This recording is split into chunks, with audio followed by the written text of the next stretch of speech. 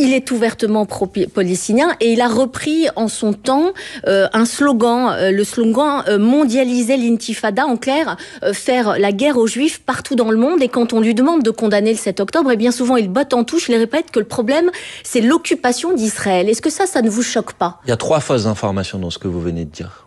D'abord, le fait que ça voudrait dire faire la guerre aux Juifs partout dans le monde. Comment vous traduisez ça? Mondialiser l'intifada, je veux bien votre définition. Je vais corriger vos 3 contre-informations avant de répondre à votre question. Mais mondialiser Deuxièmement, il n'a pas utilisé ce slogan.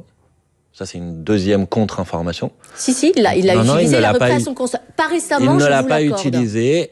On lui a posé la question de savoir si ça le choquait que des jeunes personnes l'utilisaient. Et il a dit, je ne suis pas là pour faire la police des mots. Et vous traduisez ça par le fait que lui a utilisé ce slogan. Il l'a repris pardon, madame, de vous le dire.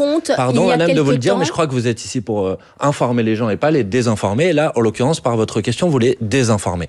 Donc, personnellement, je n'ai pas non plus utilisé ce slogan. Par contre, je salue l'engagement de Zoran Mamdani contre le génocide en cours à Gaza.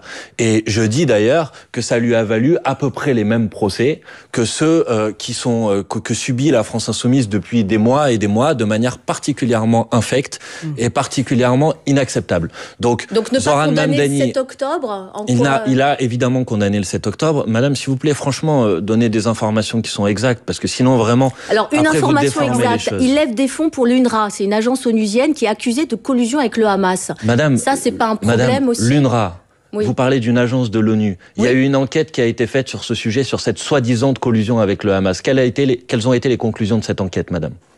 C'est qu'il n'y avait aucune collusion avec le Hamas. Donc, s'il vous plaît, et c'était une enquête qui était une enquête indépendante et internationale. Mais franchement, vous vous rendez compte de la question que vous êtes en train de me poser? L'UNRWA, c'est une agence humanitaire qui ouvre des écoles pour les enfants palestiniens. Et vous êtes en train de reprocher à Zoran Mamdani de financer l'UNRWA. Vous savez que la France finance l'UNRWA. Et vous savez que heureusement que la France finance l'UNRWA et qu'aujourd'hui Donald Trump veut plus financer l'UNRWA. Mais franchement, je crois que vous êtes vraiment trompé dans votre question. Manuel Bompard.